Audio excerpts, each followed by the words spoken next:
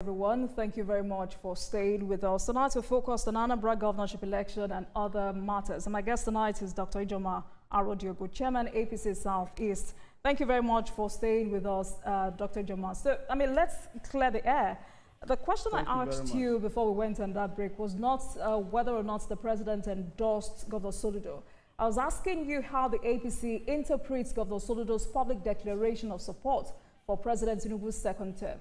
Was it solicited or spontaneous? That was the question, sir. Well, the Soludo, yes, endorsed the president because of the good work the president is doing. Everybody in Nigeria is seeing the good work the president is doing, and everybody is endorsing the president. But if it is for exchange for his own endorsements, that endorsement did not come. Yes, Soludo supported the president's second tenure, just like a lot of Nigerians are doing so, seeing the good work that the president is doing in Nigeria. But does the APC welcome that support? If you say Governor Soludo hasn't been working, and everything you've said tonight had been to demarcate him, so does the APC welcome that support? We don't have anything against the support. We don't have anything against anybody supporting the president. Yes, the president is doing a good work, and that is worthy of admiration by every Nigerian. So we don't have anything against the endorsement. But that does not mean we are endorsing Soludo for a second tenure. It's not an exchange of favor. All right, so let's talk about your candidates. What makes him the right candidate to deliver victory for APC in Anambra State? Why should Anambra voters trust Senator Kachukwu as the face of change when opposition parties argue he represents old politics? Well, Ukachukwu is a grassroots politician. He's been there. Ukachukwu has been a local government chairman in the FCT. He has represented the FCT in Federal House of Representatives that way back 1999. And the same thing with Senator Ekunife. She's been in the House of Reps, she's been in the Senate, and this is a very formidable team that the Anambra people are looking forward to have. Okay, we want, the Anambra people are looking for governors that are real, that speak their language, that understand them.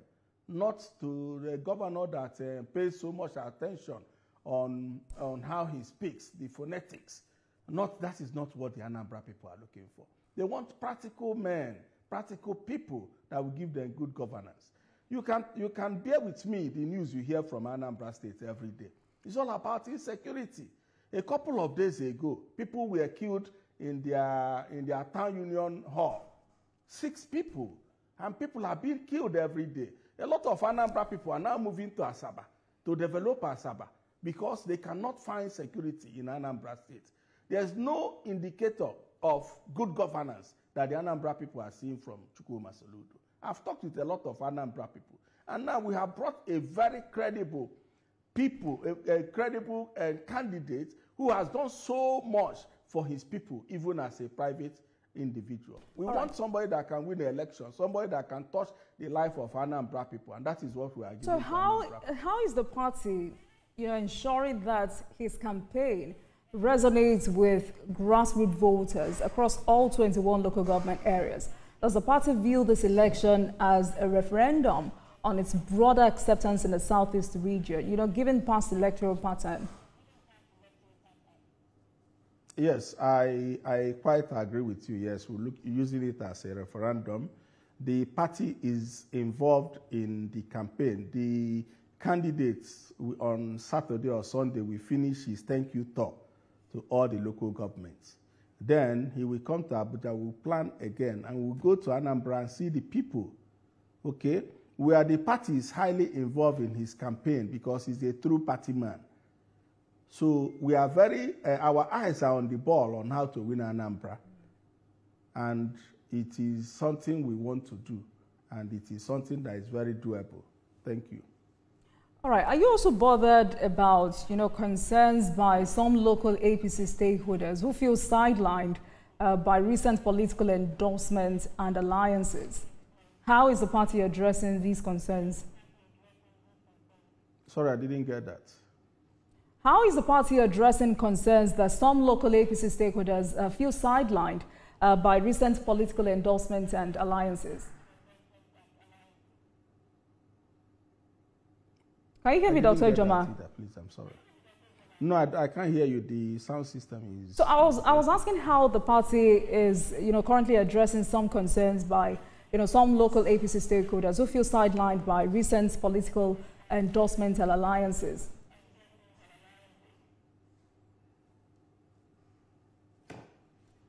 Dr. Ijoma, did you get that? All right. So if the APC loses again in Anambra State, will the party admit it had failed to make inroads in the Southeast? What lessons does the party plan to draw for future engagements in the Southeast?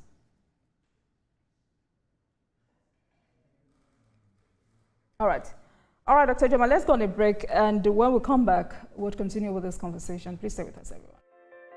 Thank you very much for staying with us on the program. This is still Politics Tonight, and Dr. Ijoma Arodiogbu, Chairman, APC Southeast, is still on the program as we focus on Anambra governorship election, opposition coalition, and other matters. Dr. Ijoma, thank you very much for staying with us on the program. Let's continue this conversation quickly. So how united is the Southeast APC in its support for President Tinubu's re-election bid in 2027? I know Governor Soludo was open about his support for the president in 2027, but can you confirm if the Southeast has officially adopted Mr. President as its candidate for 2027? Oh, absolutely. The Southeast has endorsed the president as our candidate in the 2027 presidential election. So what specific step or steps is the APC taking in the Southeast, to consolidate support for Mr. President? Well, if you are following the news, you see that a lot of senators, a lot of House of Reps members, a lot of State House members from the Southeast are joining our party. Likewise, a lot of big stakeholders, big politicians from the Labour Party, from the PDP, they are all joining the APC.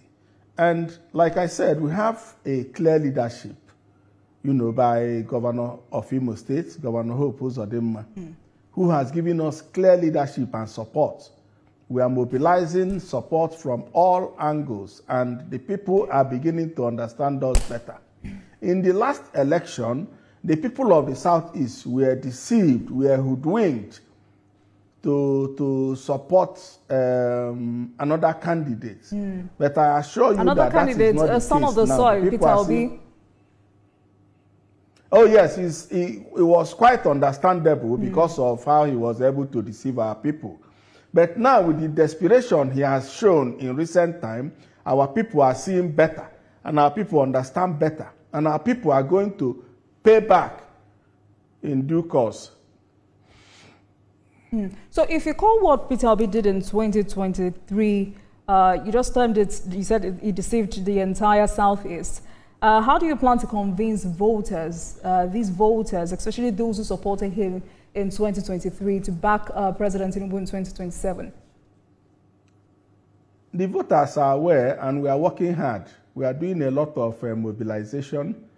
We are talking to our people, and the people are seeing, the Igbos are very smart people. They are seeing it for themselves now that they backed the wrong horse in 2023. Not just because he did not win, but because recent political activities has shown that they were following a desperado who is ready to sell out integrity and sell out anything for personal interest. They saw it then in 2023 that they are fighting for their own, but they have now seen it that they were just blindly supporting a man that only cared about his interests, a man that was only doing use and dump, use APGA to his benefit and dumped APGA, and today has left the Labour Party in tatters and has moved on. The Igbo people are watching, they are seeing all that, and they are beginning to realize, oh, so this is the man we've been following. Now, in the future, we will follow the right path. And what is the right path for the Igbo people? The APC. And they know. And they are doing it. They are showing us the support anywhere we go. Before, in 2023, it was almost practically impossible to campaign in the Southeast. It was almost impossible to call the name APC or to be identified as a member of APC. But now, people are very proud of the party. People are very proud of what we are producing. People are very proud of what the party is doing for Ndi Igbo, especially with the Southeast Development Commission and a lot of things that are going on. The good leadership of the two governors we have in the zone, Governor Hope Uzodinma and Governor Nwifuru. People are seeing it, and they want to be identified with the good work that the president is doing. That is what is going to play out in 2027. Right, good way to put it, Dr. Ijoma. But is there any internal resistance within the Southeast APC to this 2027 positioning?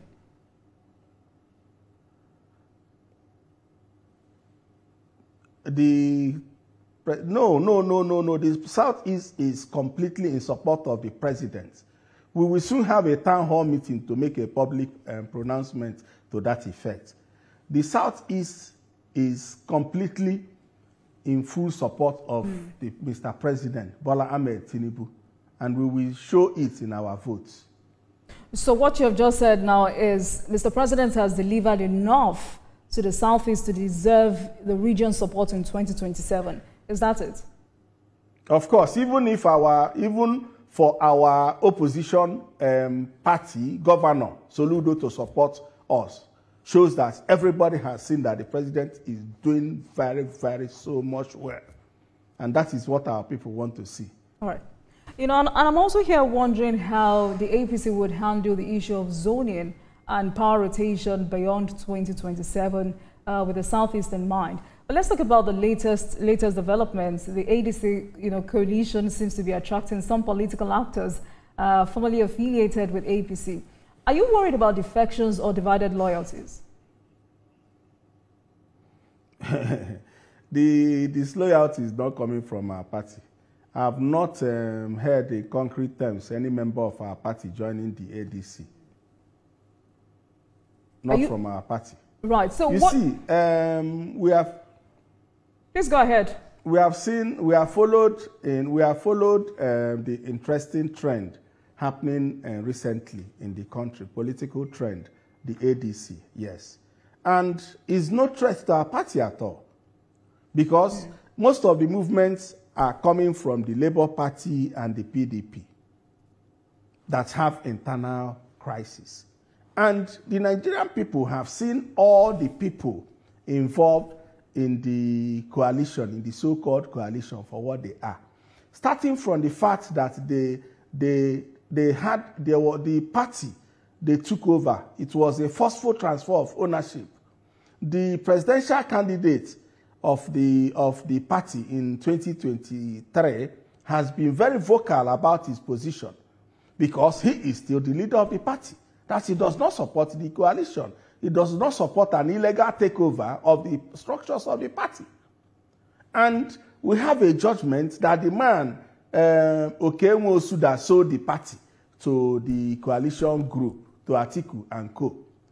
It's not the chairman. There was a judgment given by Justice Inyako that from 21st of August 2022, he has no right to even extend his tenure as the chairman of the party. You can't give what does not belong to you. So even the background of how they took over the party is faulty. I wouldn't say it's criminal, but I mean, it was a forceful transfer of ownership. So it cannot even stand. So we are not worried about the ADC. It's just an assemblance of desperados or people who are desperate for power. They have only one common attribute, all of them: desperation for power. They want to remain in the news. All of them, I can analyze all of them one by one, including Peter Obi, who our people have seen for what he is. All right, because none of them. I read what Ahmed Dati, Peter Obi's running mate in the 2023 election, on Daily Trust today. They are not. All of them put together are not a match to Bola Ahmed Tinubu in the next election. They are not. So we are not bothered. They all have one common attribute, like I said, desperation for power and selfishness. That's just it. All of them.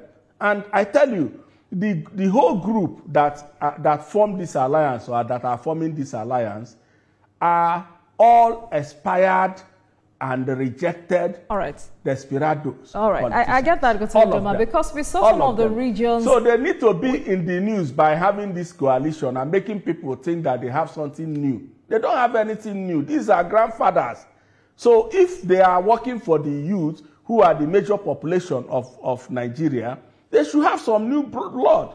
But these are all the problems of Nigeria from 1999. These are the articles. These are the Amechis. These are the Erufais. These are the P2Bs. Nigerians are wiser than that. And the media now is at the beck and call of everybody. So we can interrogate issues. We can investigate and find out who they are. These are the causes of the problems of Nigeria. So P2B now aligning. The Holy Book said that bad company corrupts good manners. So P2B now aligning with those people he has seen as the people that destroy the country because he's desperate for power, shows who he is, really. Right. And because Dr. Joma, we saw some of the region's political figures in that gathering yesterday. Peter Obi was there clearly, and we also saw Emeka Ihedioha. And report has it that Alex. Let me talk about Emeka Ihedioha. I'm from Imo State, like him. Okay. Emeka Ihedioha was like stranded as a politician. He was in the PDP. He was a big politician in the PDP. Then, at a point in the last election cycle, he lost control of the PDP to Samuel Anyanwu. Then he took his people and went to Labour Party. Then Atan stopped him from coming into taking any structure. So in the next coming election, is either he's out of politics or he's desperately looking for a platform. And APC was one option, but there's no space for him in the APC. So this is just like a saving grace for him to keep calling meeting and to be seeing people he's talking, to be written about on the newspaper. So these are not forces. These are not forces. You said they are not forces, but shouldn't you be bothered that the potentials are not there? But you said they are not forces, but shouldn't you be bothered that the APC coalition is targeting the same voter bloc as APC, particularly disenchanted youth and technocrats? No, the youths know them better now, and they are not targeting any. They are not targeting any. The youths know them better. In the last election, the youth followed P2B, but now they have seen P2B as a man that is desperate for power. Then Emeka Ihedioha, I don't know where he will start. He's my good friend. I don't know where he will start. So we are not bothered about they are struggling for votes with us, because I read that he said in the Daily Trust. These men, can they be patient like Tinubu to set up a structure over years, making sacrifices? At a point, he allowed Atiku to fly his ticket, making building bridges that now coalesce to the APC. And even in the APC, he gave somebody else ticket to run and become president. Then he now structured the party, helped others to grow, and now became president. Can any of them do anything like that? For Atiku, it's just been him.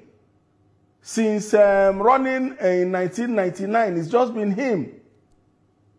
And for P2B, I wonder who is better than him for him to step down for. So I don't understand. And P2B has shown another stretch of desperation. He's claiming that he will only do one tenure. We are not fools to be deceived by that. Oh, come on. How can he come and tell anybody that? History has said that over and over. Even if he signs with his own blood that he's going to do tenure, we know he's a liar because he's an impulsive liar. All right.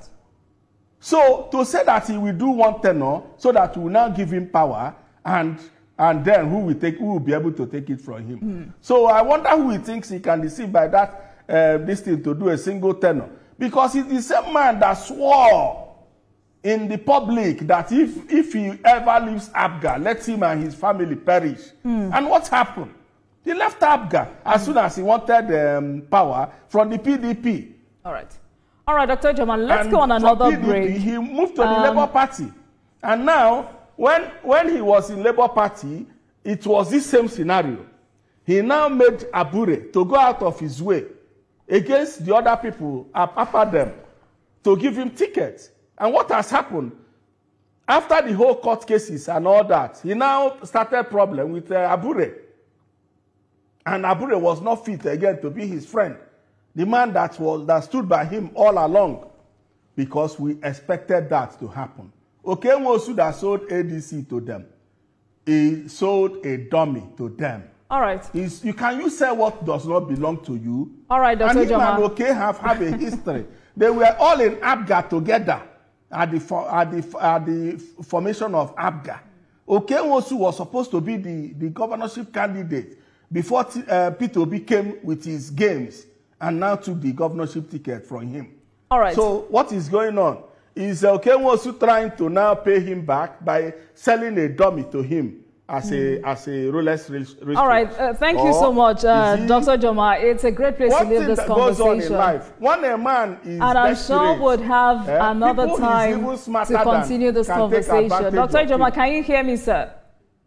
Right, so we're out of time. I can hear you, we're out of time. Thank you so much for joining us. I'm sure we'll have another time to continue this conversation.